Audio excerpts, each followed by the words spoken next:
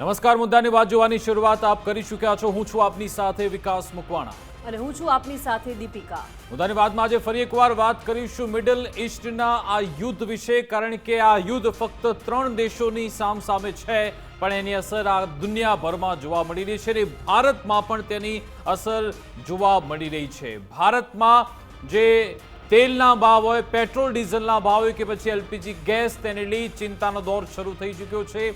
એટલા માટે જ કેન્દ્ર સરકારે આજે મોટો નિર્ણય લીધો છે।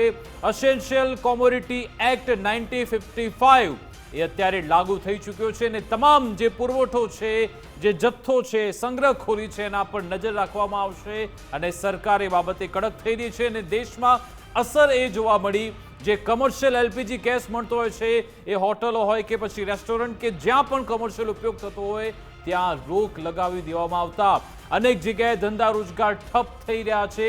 જો કે સરકારનું લક્ષ્યાંક એક એ છે કે દરેક ઘરમાં રાંધણ ગેસની બોટલ પહોંચે, એ માટે પ્રાથમિકતા સાથે અત્યારે સરકાર આગળ વધી રહી છે અને એલપીજીના પ્રોડક્શન પર પણ ભાર મૂકવામાં આવ્યો છે। ગુજરાતમાં પણ આશ્વાસન આપણા મંત્રી ઋષિકેશભાઈ પટેલે આપ્યું છે કે દરેક ઘર સુધી રાંધણ ગેસની બોટલ પહોંચે એ માટેના પ્રયત્ન છે, પણ જે કમર્શિયલ ગેસમાં ખામી આવી રહી છે, એમાં જે વિક્ષેપ આવી રહ્યો છે, એનું શું, એ વિશે પણ આપણે ચિંતા કરવી પડશે। હવે આ યુદ્ધ વિશે વાત કરીએ। યુદ્ધ 11મા દિવસમાં અત્યારે પહોંચી ગયું છે। 11મા દિવસે હજુ પણ ડોનાલ્ડ ટ્રમ્પ ન અમેરિકા ન દુનિયાને સમજાવી શક્યા છે કે આ યુદ્ધની શરૂઆત એમણે કેમ કરી, તેમનો હેતુ શું હતો। રોજે રોજ એમની ગોલ પોસ્ટ બદલાઈ રહી છે। ક્યારે કેમ કહે છે કે આમાં અમે કોની જોડે વાત કરીશું, આખું ઈરાન નેસ્તનાબૂદ થઈ ગયું છે અને હમણાં જ એમણે ફોક્સ ન્યૂઝ સાથે વાતચીત દરમિયાન કહ્યું છે કે હજુ પણ ઈરાન સાથે વાતચીત સંભવ છે। એમના રક્ષામંત્રી એમ કહી રહ્યા છે એમણે આજે એક મોટી ચેતવણી ઈરાનને આપી દીધી છે। આખરે આજે અમેરિકાએ શું ચેતવણી આપી છે એ વિશે પણ અમે વાત કરવાના છીએ।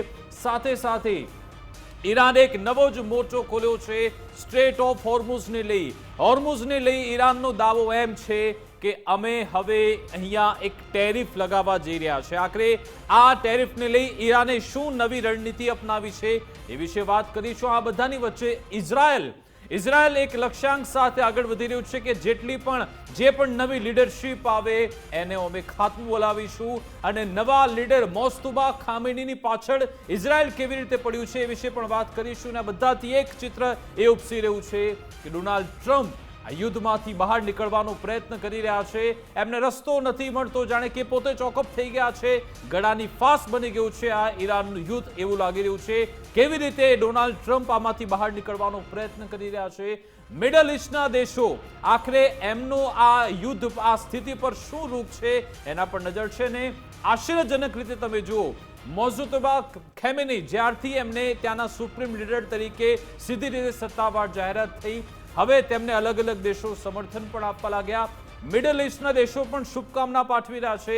ગઈકાલે આપણે રશિયા, ચાઇનાની તો વાત કરી હતી, આજે તુર્કીએ, ઓમાન અને પાકિસ્તાન એમણે પણ હવે સીધી રીતે સમર્થન આપી દીધું છે અને કહ્યું કે મોસ્તુબા ખામેની ઈરાનને શાંતિ અને વિકાસના પથે લઈ જશે। એક આ રણનીતિ ચાલી રહી છે, એટલે કે રોજે રોજ યુદ્ધના ડાયમેન્શન બદલાઈ રહ્યા છે। ઇઝરાયલના પોતાના અલગ અલગ ઓબ્જેક્ટિવ હેતુ છે, અમેરિકા ડોનાલ્ડ ટ્રમ્પના પોતાના ઓબ્જેક્ટિવ હેતુ છે। ઈરાન હવે કહી રહ્યું છે કે જ્યારે અમે અમારા સુપ્રીમ લીડરને ગુમાવ્યા છે તો અમે હવે યુદ્ધ ભલે તમે શરૂ કર્યું હોય પણ પૂર્ણ અમે કરીશું, તેવો દાવો ઈરાને ઠોક્યો છે। સામે દાવા પ્રતિદાવા ખૂબ થઈ રહ્યા છે, પણ નુકસાન આખી દુનિયાને થઈ રહ્યું છે। સમજવાનો પ્રયત્ન કરીશું કે આખરે આમાં હારી કોણ રહ્યું છે, જીતી કોણ રહ્યું છે। શું આમાં કોઈ એક દેશ જીતી રહ્યો છે કે હારી રહ્યો છે, કે પછી માનવતા હારી રહી છે, કે પછી આ ફક્ત હથિયાર બનાવતી કંપની એ જીતી રહી છે, એ જ સમજવાનો પ્રયત્ન કરીશું, વિશ્લેષણ કરીશું। થોડી જ મિનિટોમાં ડિફેન્સ એક્સપર્ટ પણ આપણી સાથે જોડાશે, એમની સાથે આ તમામ બાબતે ચર્ચા કરીશું। દીપિકા, એટલે કે આ યુદ્ધમાં અત્યારે વિશ્વમાં હાહાકાર મચી ગયો છે, પરંતુ સૌથી મોટો દાવો એ થયો છે ઓપન સોર્સ ઇન્ટેલના હવાલાથી એક સૌથી મોટો દાવો થયો છે। ગુજરાત ફર્સ્ટનું બઝર વાગી ચૂક્યું છે અને સૌથી મોટા સમાચાર એ મળી રહ્યા છે કે ઇઝરાયલના ટાર્ગેટ પર છે ઈરાનના નવા સુપ્રીમ લીડર। ઓપન સોર્સ ઇન્ટેલના હવાલાથી આ સૌથી મોટો દાવો થઈ રહ્યો છે કે ઇઝરાયલના ટાર્ગેટ પર છે ઈરાનના નવા સુપ્રીમ લીડર। ગમે ત્યારે આઈડીએફ કરી શકે છે મુજતબા ખામેની પર હુમલો। જી હા, નવા જે સુપ્રીમ લીડર છે તેના પર હુમલો થઈ શકે છે। મુજતબા ખામેની પર હુમલાની હવે શરૂઆત થઈ શકે છે તેવો આ સૌથી મોટો દાવો છે વિકાસ. બિલકુલ ઓપન સોર્સ ઇન્ટેલનો દાવો છે કે ઇઝરાયલ એના પર અત્યારે પિન પોઈન્ટ ટાર્ગેટ કરીને બેઠું છે. અગાઉ પણ જ્યારે ખામેનીની હત્યા થઈ હતી 6 મહિના પહેલા ડોનાલ્ડ ટ્રમ્પ ટ્વીટ કરી ચૂક્યા હતા કે કહેવાતા સુપ્રીમ લીડર ક્યાં છે મને ખબર છે, ને પછી 28 ફેબ્રુઆરીએ તેમની હત્યા કરી નાખીને કઈ જ એ જ પેટર્ન સાથે અમેરિકા પ્લસ ઇઝરાયલ આગળ વધી રહ્યા છે. ઇઝરાયલ અત્યારે ગમે ત્યારે એટેક કરી શકે છે તેવી અત્યારે પરિસ્થિતિ છે. જો કે હવે મોસ્તુબા ખામેની આખરે ક્યાં છે એ પણ કોઈને ખબર નથી. કયા બંકરમાં છુપાયેલા છે, શું એ સ્વસ્થ છે કે પછી એ ઘાયલ છે, એને લઈને પણ કઈ જ જાણકારી નથી મળી. ઈરાનનો દાવો છે કે એકદમ સંપૂર્ણ સ્વસ્થ છે. જો કે એ ક્યાં છે, કઈ સ્થિતિમાં છે કોઈને ખબર નથી, પણ ઇઝરાયલ એમનો પીછો કરી રહ્યું છે એક વાત નક્કી છે. આ સાથે બીજા મહત્વના સમાચાર મળી રહ્યા છે અમેરિકા તરફથી જે રોજ મોટા નિવેદન આપવામાં આવે છે. આ સાથે બજેટ સાથે સમાચાર જોઈશું. અમેરિકાના રક્ષા મંત્રી તરફથી આજે મોટું નિવેદન આપવામાં આવ્યું છે. અમેરિકાના રક્ષા મંત્રી છે પીટ હેક્સેટ, જેમણે કહ્યું આજે રાત્રે અમે ઈરાન પર મોટો હુમલો કરીશું અને કહ્યું કે ઈરાન ખરાબ રીતે યુદ્ધ હારી રહ્યું છે. મિડલ ઈસ્ટમાં ઈરાન અલગ થલગ પડી ગયું છે. સાથે સાથે એમ પણ કહ્યું કે દુશ્મનનો સંપૂર્ણ પરાજય જ્યાં સુધી નહીં થયા ત્યાં સુધી અમે પીછેહટ નહીં કરીએ. એમણે બીજી વાત એ પણ કરી કે આ વર્ષ 2003 નથી. એમણે કહ્યું કે આ ઓબામા કે પછી બુશનો યુગ નથી. એમણે કહ્યું કે આ ડોનાલ્ડ ટ્રમ્પનો યુગ છે. અમે પીછેહટ કરવાના નથી અને સીધી ચીમકી એ પણ આપી કે આજે વિધ્વંસક પ્રહાર અમે ઈરાન પર આજે ફરી એકવાર રાત્રે કરવા જઈ રહ્યા છે. તમને યાદ હશે કે શનિવારે પણ કંઈક આવી ધમકી અમેરિકાએ આપી હતી અને ઈરાનની જે ઓઇલ ઇન્ડસ્ટ્રી છે, મુખ્ય ઓઇલનું સંરક્ષણ કરનાર જે ડેપો છે ત્યાં એટેક કરવામાં આવ્યો હતો અને આજે ફરી એકવાર આવી ધમકી અમેરિકાના રક્ષામંત્રી આપી છે. શું કહ્યું અમેરિકાના રક્ષામંત્રીએ એ પણ સાંભળી લઈએ. Do so. We will not relent until the enemy is totally and decisively defeated. But we do so on our timeline and at our choosing. For example, today will be yet again our most intense day of strikes inside Iran. The most fighters, the most bombers, the most strikes. Intelligence more refined and better than ever. So that's on one hand. On the other hand, the last 24 hours have seen Iran fire the lowest number of missiles they've been capable of firing yet. Just the bifurcation, just the trend lines that we talked about on our first briefing. You see, this is not 2003. This is not endless nation building under those types of quagmires we saw under Bush or Obama. It's not even close. તો બે વાત રક્ષામંત્રીએ કરી કે એક તો આજે રાત્રે Iran પર જોરદાર એટેક કરીશું ને આ 2003નો સમય નથી, ના બુશનો સમય છે, ના ઓબામાનો સમય છે, આ ડોનાલ્ડ ટ્રમ્પનો સમય છે, એવી વાત પણ તમે જો રક્ષામંત્રી જાહેર મંચ પરથી કરી રહ્યા છે. અને આપણે વિશ્લેષણ કરવાના છે. આપણી સાથે ગેસ્ટ પેનલ જોડાઈ ગઈ છે, એનાથી આપણે ઇન્ટ્રોડ્યુસ કરાવી દઉં. અમારી સાથે રિટાયર્ડ કેપ્ટન જયદેવભાઈ જોશી જોડાઈ ગયા છે. જયદેવજી, ગુજરાત ફર્સ્ટમાં આપનું સ્વાગત છે. સાથે ડિફેન્સ એક્સપર્ટ ઉત્પલ વોરા સાહેબ જોડાયા છે. ઉત્પલજી, આપનું પણ ગુજરાત ફર્સ્ટમાં સ્વાગત છે. આપની પાસે આવું પહેલા એક બીજા મહત્વના સમાચાર મળી રહ્યા છે, એના પર નજર કરી લઈએ. ટ્રમ્પે જે ટેરિફ લગાવ્યો છે ને એના જવાબમાં જે ઈરાન નવી રણનીતિ ઘડી રહ્યું છે, ઈરાન પણ હવે ટેરિફ લગાવવાના મૂડમાં છે. ઈરાન પણ ટેરિફ લગાવી શકે છે. હવે ટેરિફ વોર શરૂ થઈ ગયો છે. હાર્મુઝમાં સિક્યુરિટી ટેરિફ લગાવવાની ઈરાનની તૈયારી છે. યુએસ અને તેના સહયોગી દેશો પાસેથી ટેરિફ વસૂલશે. હોર્મુઝમાંથી શિપ પસાર થવા દેવા પર ઈરાન ટેરિફ વસૂલી શકે છે. એટલે કે હવે આખા યુદ્ધમાં ટેરિફ વોર પણ શરૂ થઈ ગયો છે. શું હવે આ યુદ્ધમાં ટેરિફ વોરથી આ યુદ્ધ વિકરાળ ભીષણ બની શકે છે વિકાસ? બિલકુલ. આજે બે મોટા સમાચાર આવે. એક તો એવો દાવો થયો, ઈરાને તમામ દેશોને ચીમકી આપી છે કે જો તમારે અહીંયાથી તમારા શિપ પસાર થવા દેવા છે તો તમે અમેરિકા અને ઇઝરાયલના જે રાજદૂતો છે, એમ્બેસેડર છે, એને દેશમાંથી બહાર કાઢો. બીજી ચીમકી આપી છે કે અમે અહીંયા ટેરિફ પણ લગાવી શકીએ છીએ. આ મોટા સમાચાર છે. એની સામે ડોનાલ્ડ ટ્રમ્પે આજે સ્પષ્ટતા કરી કે જો તમે એને ચોકઅપ કરવાનો પ્રયત્ન કર્યો તો અમે અમારી નેવી મોકલીશું અને શિપને ત્યાંથી બચાવીશું. પણ એ સવાલ થાય, ડોનાલ્ડ ટ્રમ્પ જે રીતે એક બાદ એક સ્ટેટમેન્ટ આપી રહ્યા છે, શું એ આ યુદ્ધમાંથી બહાર નીકળવા મથી રહ્યા છે એ વિશે સમજીશું. ઘણા બધા એવા મુદ્દા છે. બઝર સાથે ન્યૂઝ જોઈશું કે આખરે શું ડોનાલ્ડ ટ્રમ્પ આ મહાયુદ્ધમાંથી બહાર નીકળવાનો રસ્તો શોધી રહ્યા છે. એટલા માટે કારણ કે અમેરિકાએ પીછેહટ કરી હોય તેવું લાગી રહ્યું છે. કેવી રીતે આ સમાચારથી સમજીશું. અમેરિકાએ પ્રિન્સ સુલતાન બેઝથી પોતાના ટેન્કર વિમાન હટાવી લીધા છે. અમેરિકા પોતાના એર એસેટ્સ શિફ્ટ કરી રહ્યું છે. સાઉદીથી સુરક્ષિત જગ્યાએ પોતાના એર એસેટ્સ અમેરિકા શિફ્ટ કરે છે. અમેરિકાએ પોતાની સુરક્ષા રણનીતિ બદલી છે. ઈરાનની ઓબ્ઝર્વર રિપોર્ટથી આ ખુલાસો થયો છે, જેમાં ખાડીમાંથી પણ અમેરિકન ફોર્સની વાપસી થઈ રહી છે. કતર હોય, બહેરીન હોય, કુવૈત, ઇરાક, તમામ જગ્યાએથી યુએસ હટી રહ્યું છે. જોર્ડન, યુએઈ અને સિરિયામાં પણ અમેરિકન સેનાની તૈનાતી ઓછી થઈ છે. આખરે આ શું સંકેત આપે છે? અગાઉ જ પોતાનું યુએસએસ અબ્રાહમ લિંકન પણ તે અરબ સાગરમાંથી પાછળ લઈ ચૂક્યું છે અને હવે સેનાની તૈનાતી પણ એરબેઝમાંથી ઓછી કરી રહ્યું છે. એ શું સંકેત આપે છે એ સમજવાનો પ્રયત્ન કરીશું. અને હવે સૌથી મોટો યક્ષ પ્રશ્ન એ પણ જોઈશું બજર સાથે. યુદ્ધના 11મા દિવસે શું ટ્રમ્પની જીત થઈ છે કે પછી હાર થઈ છે? કોનું પલડું ભારે છે એ સમજવાનો આપણે પ્રયત્ન કરીશું. તમે અલગ અલગ પોઈન્ટ જો. પહેલો અહીંયા હેતુ અમેરિકાનો હતો તખ્તા પલટ થાય. શું તખ્તા પલટ થયું? ના. એમાં પણ ડોનાલ્ડ ટ્રમ્પ નિષ્ફળ રહ્યા. બીજી સૌથી મહત્વની બાબત, ડોનાલ્ડ ટ્રમ્પ ઈચ્છતા હતા કે મારી મરજીના હું જેને કહું એ સુપ્રીમ લીડર બને. શું એ સુપ્રીમ લીડર અહીંયા બન્યા? ના, મોસ્તુબા બન્યા છે. સાથે સાથે શું વેનેઝુએલાની જેમ ઈરાને સરેન્ડર કર્યું? એ સરેન્ડર કરવાની કોઈ વાત અહીંયા ઈરાન નથી કરી રહ્યું.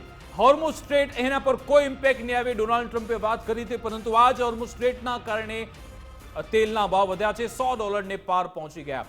મિડલ ઈસ્ટમાં જે અમેરિકાના સૈન્ય બેઝ આવેલા છે, અમેરિકાનો દાવો હતો કે અહીંયા કશું જ કાકરી ચાળું નહીં થાય, પણ તમે જુઓ 12 જેટલા દેશો છે જ્યાં અત્યારે ઈરાન એટેક કરી રહ્યું છે. ઈરાનના કારણે સાઉદી, કુવૈત, બહેરીનના તમામ બેઝ અત્યારે ખાલી કરવા પડ્યા. મિડલ ઈસ્ટના ઘણા જે દેશો છે યુદ્ધ રોકવાનો પ્રયત્ન કરી રહ્યા છે. અમેરિકા પર દબાણ બનાવી રહ્યા છે. તેલ અવીવમાં પણ જબરદસ્ત તબાહી થઈ છે. તમે આનાથી સમજો કે આમાં કોની જીત થઈ છે, કોની હાર થઈ છે, કોનું પલડું ભારે છે. આ બધાની વચ્ચે આજે બીજા મહત્વના સમાચાર એ કે યુએસ ઇઝરાયલના હુમલામાં ઇસ્ફહાનમાં જોરદાર બ્લાસ્ટ થયો હતો. યુએસ ઇઝરાયલ હુમલામાં ઇસ્ફહાનમાં જોરદાર બ્લાસ્ટ થયો છે. ઈરાનના ઇસ્ફહાનમાં ઇઝરાયલની ભયંકર બોમ્બમારી થઈ છે. જી હા, ઇસ્ફહાનમાં ઈરાની ડ્રોન દ્વારા અટેક કરવામાં આવ્યો છે અને ફેક્ટરી પણ નષ્ટ થઈ છે અને ડ્રોન મારફતે આ તમામ બે દ્રશ્યો છે. એક બાજુ એ ડ્રોન ફેક્ટરી અને એને નષ્ટ કરવામાં આવી. દીપિકા જી બિલકુલ, કે ઇસ્ફહાનમાં ઈરાની ડ્રોન ફેક્ટરી તબાહ થઈ ગઈ છે. શાયદ ડ્રોન સ્ટોરેજ પર પણ પિન પોઈન્ટ અટેક કરવામાં આવી રહ્યો છે. ઈરાન તરફથી આ જબરજસ્ત હુમલાઓ કરવામાં આવી રહ્યા છે. ઈરાનના ઇસ્ફહાનમાં ઇઝરાયલની આ ભયંકર બોમ્બમારી થઈ છે. એટલે 11મો દિવસ છે આજે મહાયુદ્ધનો, જ્યાં ઇસ્ફહાનમાં ઈરાની ડ્રોન એટેક કરવામાં આવ્યા છે અને આખી ફેક્ટરી તબાહ કરવામાં આવી છે. બિલકુલ, આ ડ્રોન સ્ટોરેજ પર એટેક કર્યો અને સાથે ઈરાન પર ભીષણ હુમલો આજે 11મા દિવસે પણ યથાવત છે. એક વિઝ્યુઅલ તમને બતાવે છે કે આખરે ત્યાં કેવી પરિસ્થિતિ છે, કેવા બોમ્બનો ઉપયોગ થઈ રહ્યો છે. કરજ સહિત ઈરાનના 10 શહેરો પર એર સ્ટ્રાઇક થઈ. કરજમાં અમેરિકી હુમલાથી આખા વિસ્તારમાં દહેશત થઈ. આ દ્રશ્યો પણ આપણે ફૂલ સ્ક્રીનમાં જોઈશું અને ડિફેન્સ એક્સપર્ટ પાસેથી પણ સમજવાનો પ્રયત્ન કરીશું શું થયું છે. જ્યારે બ્લાસ્ટ થાય છે આખું આકાશ પીળા રંગનું થઈ જાય છે. આખરે કઈ એવી મિસાઇલનો, કયા બોમ્બનો ઉપયોગ થયો છે એ પણ સમજવું પડશે. શું આ મશરૂમ ક્લાઉડ છે તેને લઈને પણ ચર્ચા શરૂ થઈ. તમે જુઓ, કરજમાં જ્યારે બ્લાસ્ટ થયો હતો એ આખું આકાશ અહીંયા પીળા રંગનું થઈ ગયું હતું. કેવી અહીંયા ટેકનોલોજીનો ઉપયોગ થઈ રહ્યો છે અહીંયા સમજવું પડશે. આજે સવારે જ ડોનાલ્ડ ટ્રમ્પે કહ્યું અમે લેઝર ટેકનિકનો પણ આવનારા સમયમાં ઉપયોગ કરવા જઈ રહ્યા છીએ, પણ દુનિયા જોશે. એટલે ખૂબ જ વિધ્વંસક આ અત્યારે યુદ્ધ થઈ રહ્યું છે, એને જે સમજવાનો પ્રયત્ન કરીશું. આપણી સાથે ગેસ્ટ પેનલ જોડાયેલી છે. સૌપ્રથમ ઉત્પલ સાહેબ, આપની પાસે આવવા માંગીશ કે પહેલા તો આ વિડીયો પણ આપની પ્રતિક્રિયા લઉં કે આ ખૂબ જ વાયરલ થયો છે. કરજ શહેરનો વિડીયો કહેવામાં આવી રહ્યો છે, જ્યાં એક બ્લાસ્ટ થાય અને આખું આકાશ પીળા રંગનું, ઓરેન્જ કલરનું થઈ જાય છે. એ શું સૂચવે છે? કેવી તબાહી અહીંયા થઈ રહી છે? જે રીતે જે વિડીયો બહાર આવી રહ્યો છે એ જોતા ઇટ ઇઝ એબ્સોલ્યુટલી ક્લિયર છે કે જે જાતની ટેકનોલોજી યુઝ કરવામાં આવી છે એ ડીપ પેનિટ્રેશન અને ગ્રાઉન્ડ બ્રેકિંગ ટેકનોલોજી યુઝ કરી છે. અને ઓબ્વિયસલી આ સ્પેશિયલાઇઝ મ્યુનિશન્સ આની અંદર, જેની અંદર જીપીએસ ગાઈડન્સ સાથે અને ડીપ પેનિટ્રેશન જઈ અંદર ગ્રાઉન્ડની અંદર જઈ અને બેઝડ ઓન ધી ઇન્ટેલિજન્સ કે જે ઇઝરાયલી અને અમેરિકન ફોર્સિસ પાસે ને એમની પાસે હોય એ પ્રમાણે કયા લેવલ ઉપર may be 50 metres 60 metres 70 metres કેટલા ડીપ એની અંદર either the arms and ammunition, either the missiles કે પછી ડ્રોન્સ કે એક્સપ્લોઝિવ મટીરિયલ જે યુઝ કરવા માટે ઈરાને સ્ટોરેજ કરી રાખ્યો અને ડિલિવરી સિસ્ટમ્સ જ્યાં આગળ એનો સ્ટોક કર્યો હોય ત્યાં આગળ આ એટેક થયો હોય એવું લાગે છે. અને alternatively there is also a possibility કે નોટ ધ ફિસાઇલ મટીરિયલ પણ ધી અધર જેને ન્યુક્લિયર ફિસાઇલ મટીરિયલને એનરિચ કરવા માટેની બીજી જે બધી ટેકનોલોજી જોઈએ એ પણ ત્યાં આગળ સ્ટોરેજ કરી હોય અને એના ડ્રમ્સ ને બધું જો ત્યાં જો સ્ટોર થયું હોય તો એની ઉપર પણ આ જાતનો અટેક થાય તો આ જાતના પીળા ક્લાઉડ્સ અને એ પછી થિક સ્મોક એ એમાંથી એમિનેટ થતો હોય છે. At this moment of time it is very very difficult કે એને જજ કરવું. ઓનલી ટાઈમ વિલ સે, કારણ કે બેટલ ડેમેજ એસેસમેન્ટ અથવા તો બોમ્બ ડેમેજ એસેસમેન્ટ અત્યાર સુધી જે વિથ ધી સેટેલાઇટ પિક્ચર્સ અને એના ડિટેલ્ડ એનાલિસિસ હજુ થયા નથી. So we have to wait and watch, કારણ કે આ વોરની અંદર in the clouds of war અથવા તો ફોગ ઓફ વોર જે જાતના ક્લેમ કરવામાં આવે એ કદાચ સાચા હોતા નથી. અને એનો લાઈવ એક્ઝામ્પલ એ જે લાસ્ટ 2025ના જે 12 દિવસનું યુદ્ધ થયું કે જેની અંદર Donald Trump as a president of the United States he came in front of the global TV અને જ્યારે એમણે કહ્યું કે I have obliterated the nuclear programme of Iran, I have annihilated the nuclear program of the Iran. અને માટે જ્યારે Iran માટે એનાઇલેટેડ ને ઓબ્લિટરેટેડ એવા શબ્દો વાપર્યા હોય ત્યારે obviously the GBU-57 the deep penetration bombs from specialized B-52 bombers and B-2 bombers use કર્યા હોય એવું બધા માનતા હતા, પણ એવું થયું નહીં. અને એવું ના થયું માટે 1 વર્ષની અંદર ફરીથી ન્યુક્લિયર પ્રોગ્રામને પાછો પાડવા માટે આ યુદ્ધ કરવા માટેનો સ્ટેટેડ ક્લેમ કરવામાં આવ્યો. માટે let us wait and watch. Damage બહુ ઇન્ટેન્સિવ થયું છે. Everything has blown up. Damage intensive થયું છે ને ઓર વધારે ઉગ્રતાથી આક્રમકતાથી અમેરિકા આગળ વધતું એવું લાગી રહ્યું છે. જયદેવજી, આપની પાસે આવવા માંગીશ. શનિવારે જ આપણે ચર્ચા કરી રહ્યા હતા ત્યારે તો ત્યાંના નાણામંત્રી, રક્ષામંત્રી અને ડોનાલ્ડ ટ્રમ્પ પોતે એમણે કહ્યું હતું કે આજે રાત્રે ભીષણ એટેક કરીશું. આજે વધુ એક ધમકી આપવામાં આવી છે રક્ષા મંત્રી તરફથી, પીટ હેક્સેટ તરફથી, કે આજે પણ એક ભીષણ એટેક અમે કરવા જઈ રહ્યા છીએ. એ વખતે તો એમણે ઈરાનના અર્થતંત્ર પર એટેક કર્યો હતો. એના મુખ્ય જે 3 ઓઇલ ફેસિલિટીઝ છે, 3 મુખ્ય ટાર્ગેટ બનાવ્યા અને એની ઓઇલ ફેક્ટરીને તબાહ કરી નાખી. આજે રાત્રે શું થઈ શકે છે, આપનું આકલન શું છે જો એટેક થાય તો?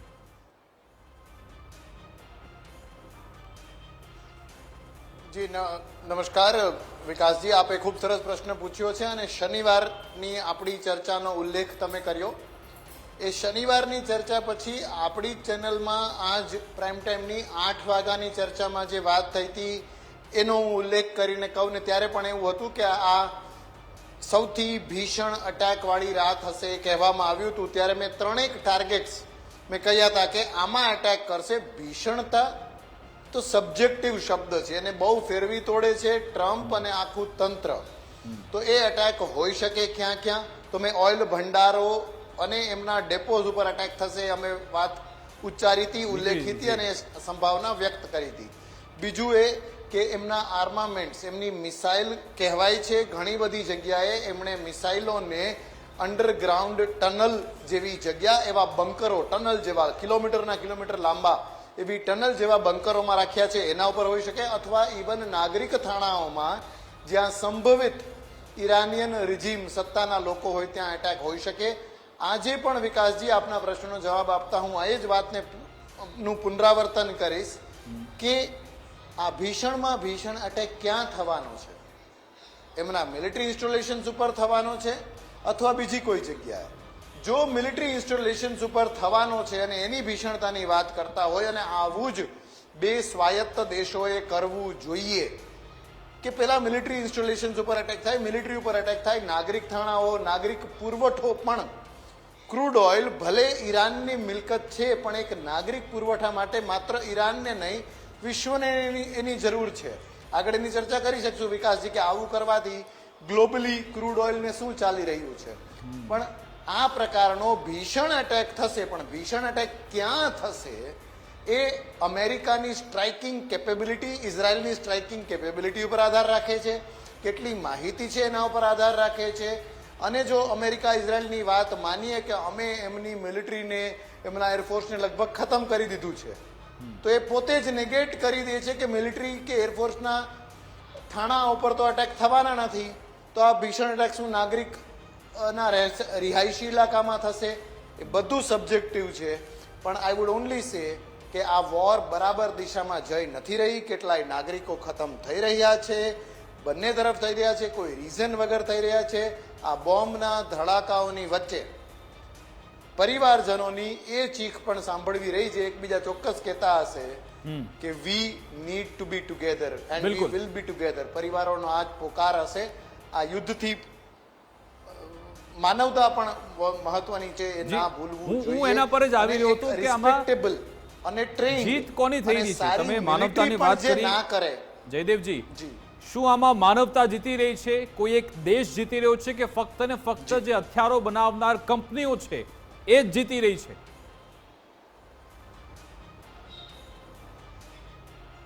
હથિયારો બનાવનાર કંપની ચોક્કસ જીતી રહી છે. પોલિટિકલ એજન્ડા સેટ કરવા વાળા લોકો ચોક્કસ જીતી રહ્યા છે.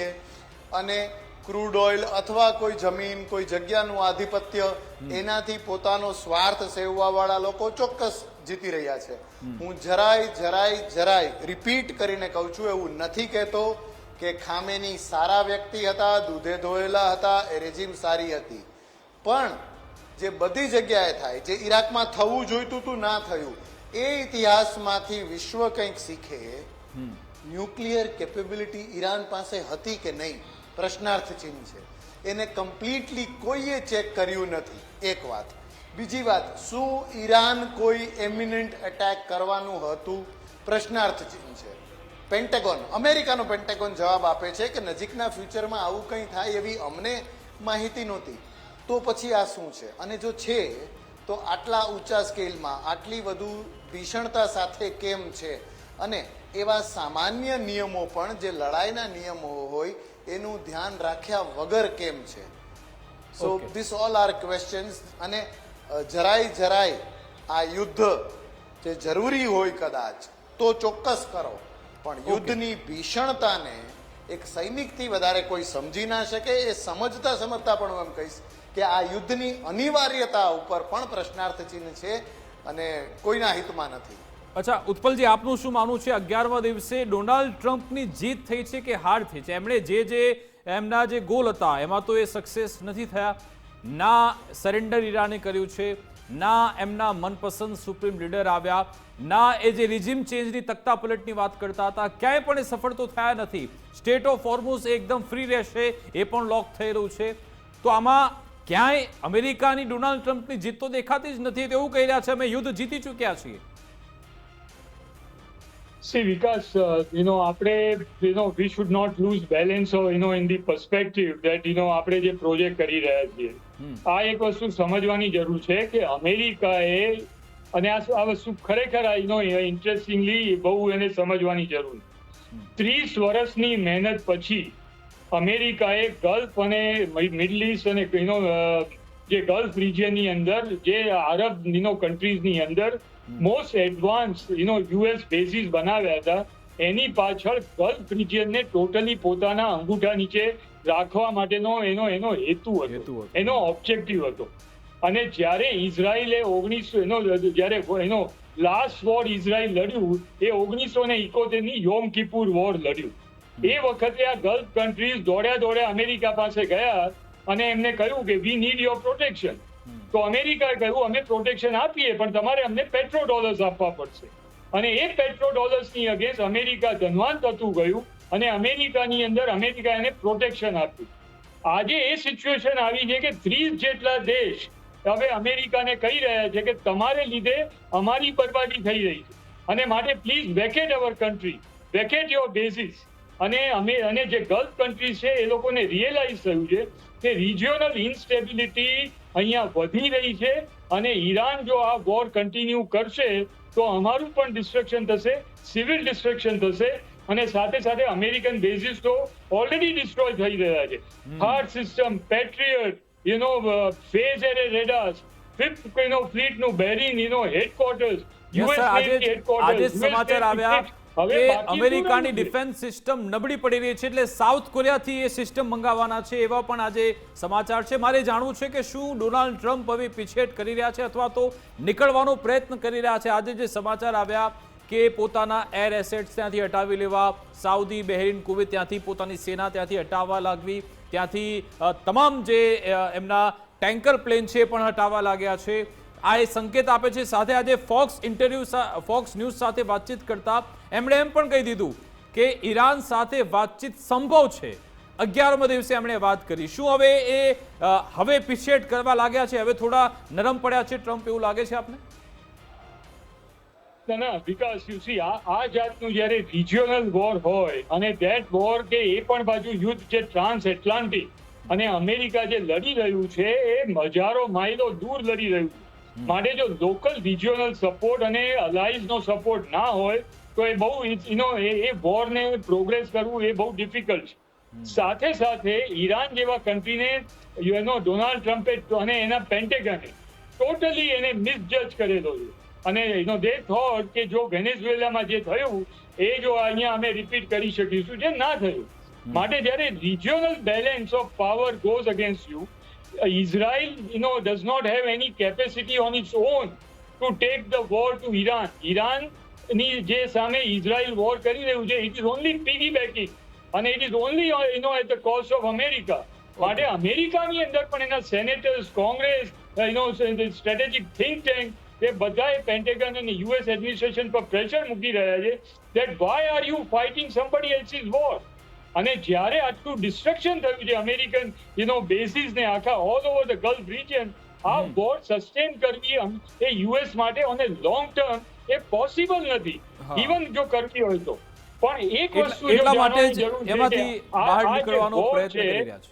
જી જયદેવજી, મારે તમારી પાસે આવું માંગુ છું કે કારણ કે જે મોજતુબા ખેમેની એમના આવ્યા બાદ ધીમા સુરે અલગ અલગ પ્રતિક્રિયા આવતી હતી, પણ આજના દિવસમાં શહેબાઝ શરીફ પાકિસ્તાન તરફથી પણ આજે એમને અભિનંદન પાઠવવામાં આવ્યા અને એ તો અમેરિકાનું પીઠું કહેવામાં આવે છે, છતાં પણ એમણે એવું કહ્યું કે I am confident that new supreme leader would guide Iran towards peace, stability and prosperity in the years ahead. આ શું સંકેત આપે છે પાકિસ્તાન તરફથી આ રીતના સ્ટેટમેન્ટ? તુર્કીએ પણ સમર્થન આપ્યું, ઓમાને પણ સમર્થન આપ્યું, અમેરિકાની સામે આ નિવેદન છે. આ એ પાકિસ્તાન છે જે અમેરિકાએ આપેલા શસ્ત્રોથી લડવા માંગે છે. આ એ પાકિસ્તાન છે જે ડોનાલ્ડ ટ્રમ્પ સાથે એના જનરલ અને પછીથી પોતે સેલ્ફ પ્રોક્લેમ્ડ ફિલ્ડ માર્શલ ડિનર કરે છે. આ એ પાકિસ્તાન છે જેના દેશમાં કરાચીમાં અમેરિકાના દૂતાવાસમાં ની સામે વિરોધ પ્રદર્શન થાય ત્યારે વિરોધ પ્રદર્શન ડામવા માટે 6 લોકોને ખતમ કરે છે. સો આ હદે અમેરિકા પરસ્ત પાકિસ્તાન આવી રીતે જો સ્વાગત કરે મુજતબા ખમેનીનું તો એ એક જ વાત ઉપર ઇશારો કરે છે અને લગભગ હવે વિશ્વનો દરેક દેશ, જેમ શરૂઆતના એક પ્રશ્નમાં ઉત્પલ વોરા સરે વાત કરી તેમ વેઇટ એન્ડ વોચ, વિશ્વનો લગભગ દરેક દેશ અત્યારે વેઇટ એન્ડ વોચ કરી રહ્યું છે. એ વેઇટ એન્ડ વોચ એ કરે છે કે જો આવી રીતે અમેરિકા પોતાની લડાઈને ડાયલ્યુટ કરે, પોતાના વોર ઓબ્જેક્ટિવ્સને બદલે, ટેરિટોરિયલ ગેઇનની વાત ઇઝરાયલને મૂકીને પોતે એક્ઝિટનું વિચારે, અને એ અમેરિકા જે પહેલા એમ કહેતું હતું કે there is no point of discussion, કે ઓમાને બહુ પ્રયત્ન કરી લીધા, હવે ડિસ્કશન નહીં થાય, નવો સુપ્રીમ કમાન્ડર અમારી ઈચ્છા વગર આવશે નહીં, એ અમારા ટાર્ગેટ ઉપર હશે, અમે કોઈ વાત નહીં કરીએ. જો વાત કરવા તૈયાર હોય તો જે લડાઈના પરપેટ્રેટર્સ ખુદ જો આ કરવા તૈયાર હોય તો કોઈ પોઈન્ટ નથી એક પોતાના દેશનું હિત ઈચ્છનાર રાજવી કે રાજસત્તા કે રાજપ્રમુખોનું કે એ સામેની લડાઈ લડે. કોને ઓકે, ખબર અને બીજી મુસ્તફા ખામેની આવનારા આજે દિવસો સુધી કેટલાય અઠવાડિયા મહિનાઓ વર્ષો સુધી બીજું જયદેવજી આમાં એક સુપ્રીમ લીડર બનેલા રહે. યુદ્ધની એટલે પરિસ્થિતિમાં પાકિસ્તાન થોડી બહુ આવી ડિપ્લોમસીથી ચાલી રહ્યું રમૂજી ઘટનાઓ પણ એ બનતી હોય છે કે ટ્રમ્પે આજે પ્રેસ કોન્ફરન્સ કરી ત્યારે કહ્યું કે પુતિને મને ફોન કર્યો હતો, એમણે કહ્યું કે તમે ઈરાનનું યુદ્ધ રોકી દો એ માટે વાત કરી, પણ મેં સામે એમ કહ્યું કે તમે યુક્રેન વાળું યુદ્ધ રોકી દો, એટલે બંનેને નોબેલ પીસ પ્રાઇઝ મળવા જોઈએ કારણ કે બંને શાંતિની વાર્તા કરી રહ્યા છે. આમાં હવે ઉત્પલજી આપની ક્લોઝિંગ કમેન્ટ, આપ આમાં એન્ડ ક્યાંય જોઈ રહ્યા છો ખરા કે હજુ આગળ ઓર વધી રહ્યું છે? આપને ઉત્પલજી, મને પણ એ સવાલ છે, આપનું પ્રિડિક્શન શું કહી રહ્યું છે? બંને દેશ વચ્ચે શાંતિ કરાર શક્ય છે? શાંતિ કરાર શક્ય છે અને નથી એનું કારણ જમીનો સમજવાની જરૂર છે. શાંતિ કરાર કરવો પડશે કારણ કે NATO અને પર્ટિક્યુલરલી યુકે અને મેજોરિટી ઓફ ધ કન્ટ્રીઝ ખાલી એમને વર્બલી યુએસ ને સપોર્ટ આપ્યો છે, પણ they flatly point blank they refuse to get sucked into the war. અને USA is also realizing that they are getting deeper and deeper into the war, કે જેમાંથી એમને બહાર નીકળવું હવે બહુ મુશ્કેલ છે. માટે they do not want the Gulf to become the command for the USA. બિલકુલ. અને સાથે સાથે ચાઇના અને રશિયા એ અમેરિકાને ત્યાં આગળ ફસાવા જેટલું એને અંદર શક કરી શકે એ એના પ્રયત્નો કરશે. માટે અમેરિકાએ આમાંથી બહાર આવવું પડશે, પણ at the same time it will be not on the terms of US. ઈરાનનું ડિસ્ટ્રક્શન થશે, there is no doubt. એને ખુબારી ભોગવવી પડશે, પણ હવે અમેરિકા પોતાની શરતો પણ કરાવે છે કે કેમ? જયદેવજી, આપની કમેન્ટ.